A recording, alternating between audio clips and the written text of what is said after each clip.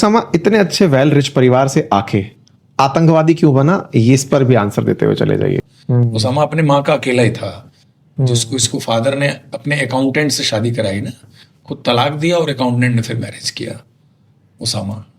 तो इसका biological father accountant है, लेकिन एक्चुअली इसके माँ का हस्बैंड इसका वो इंजीनियर फादर था।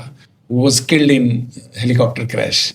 आपके पास इतनी कहानियां है ना कि मुझे समझ में ये नहीं आ रहा आपको कहाँ पॉज करके किसकी डिटेल में। किंगडम का सबसे ट्रस्टेड इंजीनियर जिसने कि मक्का मदीना की मस्जिद का जीर्णोद्धार किया और अल अक्सा मस्जिद जो कि जेरूसलम में आज की तारीख में एक बोन ऑफ डिस्कार्ड है, बोन ऑफ डस्ट, वो भी उसके फादर का ही रिपेयर किया होगा।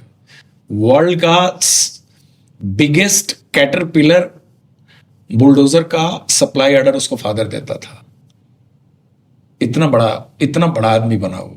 यमन से ऊंटों पे लाद के चला था, भूखमरी अकाल के टाइम में अपने बाप बच्चों और बीवियों का लश्कर ऊंटों पे लेके, and he came to Saudi Arabia.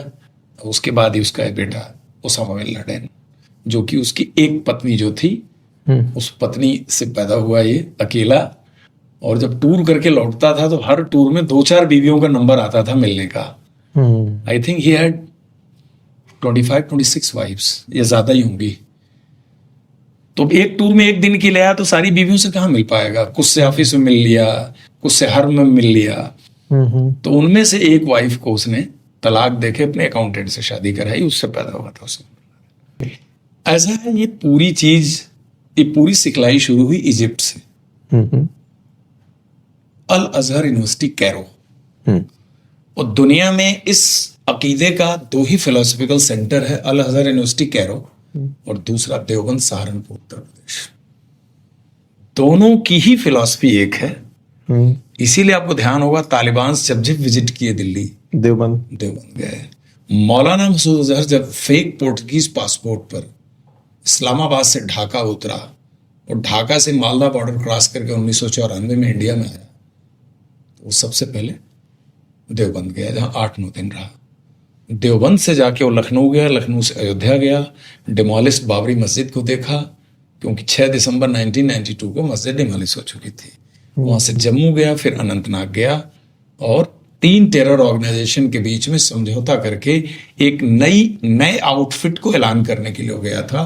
तो 39th डे वो गिरफ्तार हो गया था अनंतनाग चौराहे पे बीएसएफ और आर्मी के जरिए 1994 में। वो मैं अलग से बताता हूँ।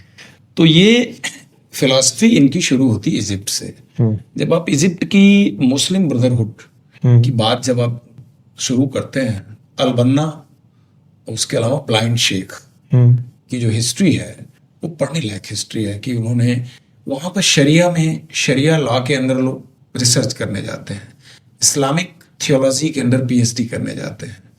उसके बाद जितने इस्लामिक तौर तरीके हैं इस पे लोगों का रिसर्च होता है।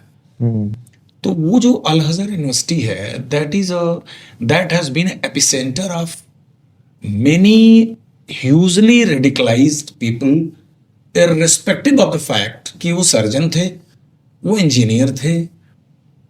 आप देखिए मादी गांव के रहने वाला अयमान अल जवाहिरी ही वजह सर्जन, और उसकी कितनी टॉप फैमिली उसकी पूरी ब्यूरोक्रेट थी, but he was the person who after leaving Egypt landed in Pakistan in Peshawar to fight against Russians. तो और अल अज़्ज़ाम, 3 characters, अज़्ज़ाम, Usama and Al Zawahiri, इन तीनों ने वर्ल्ड टेररिज्म का नक्शा बदल दिया। तो ये लोग वहां पर एक दूसरे से रेडिकलाइज हुए।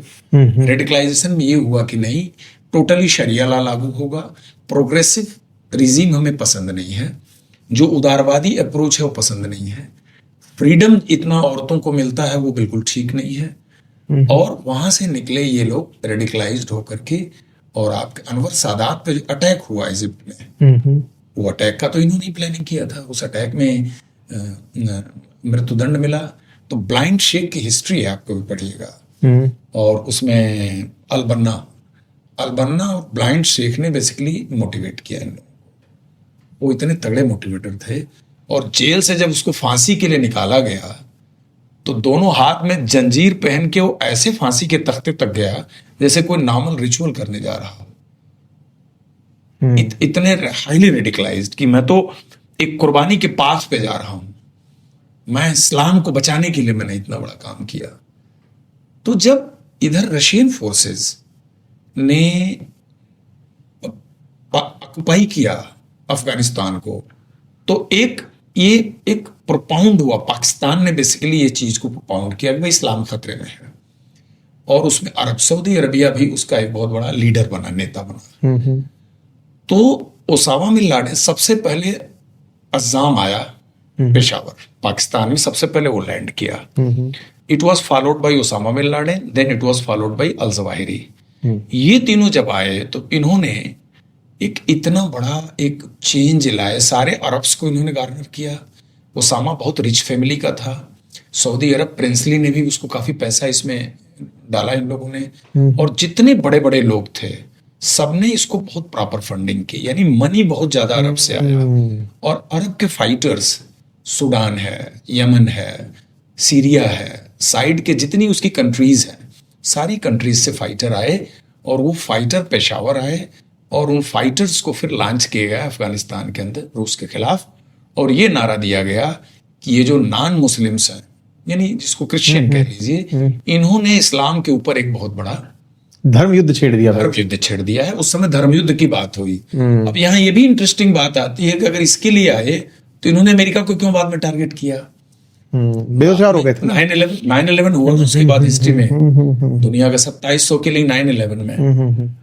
तो यहां से शुरू होती है अफगान की लड़ाई। तो अगर हम इसको ऐसे कहें कि ओसामा बिन लादेन एक बहुत अच्छे परिवार से आता था, परिवार से आता था, उसकी धार्मिक शिक्षा होती है, और उसको धर्म की शिक्षा में एक स्कोप नजर आता है कि मैं एक बिजनेसमैन से अच्छा एक पूरे देश का संचालक बन सकता हूं। अल्टीमेटली उसे अफगानिस्तान वो जगह भी दिखाई दे रही थी कि कहीं ना कहीं मैं अगर वो फेस बना जो अपने शरिया कानून से पूरे देश को चलाने में कामयाबी पाऊंगा, ये कहीं ना कहीं back of the mind thought रही होगी।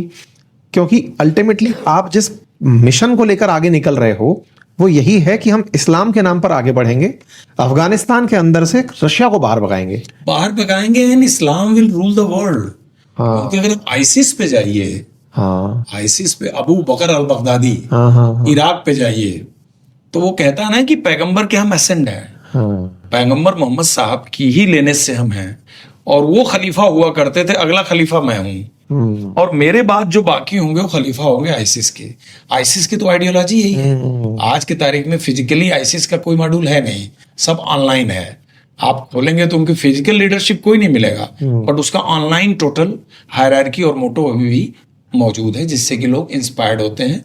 भारत के अंदर भी और इंडिया में भी अच्छे खासे मॉड्यूल आईसिस से इंस्पायर्ड हुए हैं, पकड़े गए हैं, कन्विक्शन भी हुआ है, जेल में भी हैं, और आईसिस सेल प्रॉपरली पुलिस के अंडर है आज की तारीख में, जो कि आईसिस आइडियोलॉजी को ही ऑनलाइन मॉनिटर करते हैं कि कौन कौन से बच्चे हैं जो उनके आइडियोलॉजी से इंस्पायर्ड हुए हैं। कानपुर और लखनऊ भी उसका सेंटर रहा है। तो कहने का मतलब है फाइनली उम्मा, मुस्लिम ब्रदरहुड, शरिया जो है, गजवाए हिंद, इस्लामीकरण करना है हमको, जहां पर कोई सरकार नहीं होगी, कोई इलेक्शन नहीं होगा, कोई डेमोक्रेसी नहीं होगी, कोई कॉन्स्टिट्यूशन नहीं होगा, कोई लोकसभा नहीं होगी, कोई राज्यसभा नहीं होगा, कोई एमपी नहीं होगा, कोई एमएलए नहीं होगा, कोई पुलिस नहीं होगा, कोई मिलिट्री नहीं होगी, सिर्फ खलीफा का राज्य चलेगा। यह कॉन्सेप्ट लेके लोग आगे बढ़े थे। तो